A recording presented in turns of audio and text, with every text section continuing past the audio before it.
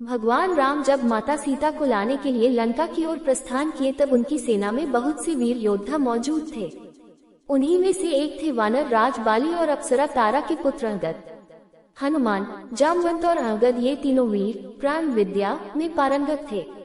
इसी प्राण विद्या के बलबूते ही वो जो चाहे कर सकते थे। अंगद को जब श्री राम ने अपना दूत बनाकर रावण की सभा में भेजा था, तब प्राण विद्या का उपयोग करके ही अंगद ने अपने पैरों को इतना बलिष्ठ और कठोर बना लिया था कि कोई हिला ना सका। रामायण का वह किस्सा तो आपको याद ही होगा कि जब प्रभु श्री राम की सेना समुद्र लांघकर श्रीलंका में प्रवेश करती है तो श्री राम चाहते हैं कि अगर किसी प्रकार युद्ध को टाला जाए तो विनाश से बचा जा सकता है। युद्ध से होने वाले विनाश से बचने के लिए एक मार्ग निकालने का प्रयास किया जाता है कि लंकापति रावण के पास शांति प्रस्ताव भेजा जाए। सभी ने तय किया कि अंगद को शांति दूत बनाकर भेजा जाए।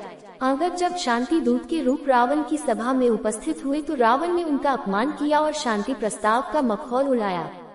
इससे खिन्न होकर अंगद ने रावण की सभा के समक्ष अजीब प्रस्ताव रख दिया। अगर कोई सभासद उसका अंगद का पैर हिला भी दे तो वो हार मान लेंगे और श्री राम को लंका से अयोध्या ले जाएंगे। राम की सेना में सुग्रीव के साथ वानर राज बाली और अप्सरा तारा का पुत्र अंगद भी था। राम और रावण युद्ध के पूर्व भगवान श्री राम ने अंगद को अपना दूत बनाकर लंका भेजा था, लेकिन वहां पर रावण ने अंगद का अपमान किया। अंगद ने तब अपनी शक्ति का परिचय देकर रावण को उपदेश दिया और पुनः राम के शिविर में लौट आए।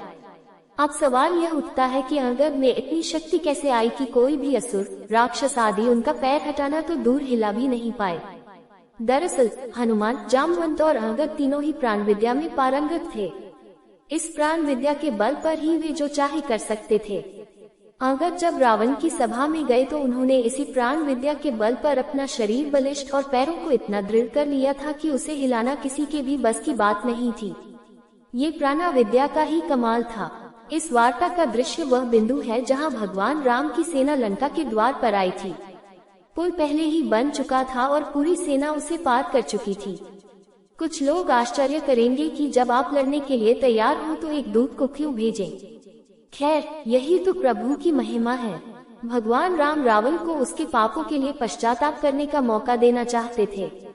जब ये पूरी चर्चा चल रही थी, उन्हें एक संदेशवाहक की आवश्यकता थी जो युद्ध में उतरने से पहले अंतिम प्रस्ताव को रावण के समक्ष प्रस्तुत करे।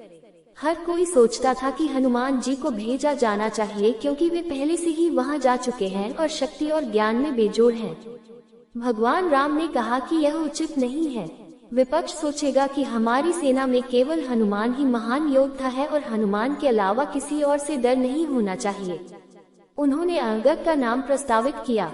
एक शाही दूत को उपयुक्त, चतुर, विश्वास, अपने गुरु के प्रति वफादार और सभी से ऊपर अपने भाषण में विनम्र होना चाहिए, लेकिन व्यक्तिगत पसंद या नापसंद किए बिना संदेश देने में सक्षम होना चाहिए। भगवान राम ने अंगद को इंगित किया क्योंकि उनके पास सभी आवश्यकताएं जो एक शाही दूत में होनी चाहिए थी। वह शक्तिशाली, वफादार और निडर होकर समर्पित था। ऐसा मैं व्यक्तिगत रूप से सोचता हूँ। अंगद को चुनकर भगवान राम ने एक तीर से दो शिकार किए। उन्होंने दुनिया को दिखाया कि अंगद किष्किंधा के भावी राजा बनने के लायक थे। दूसरी बात भगवान राम के प्रति उनकी भक्ति को दर्शाने वाली थी। लोगों ने उस पर संदेह किया होगा, लेकिन उसने प्रभु की परीक्षा पास की जब उसने रावण के प्रस्ताव को अस्वीकार कर दिया जो कि रावण ने वाली के साथ उसकी मित्रता की वजह से दी थी।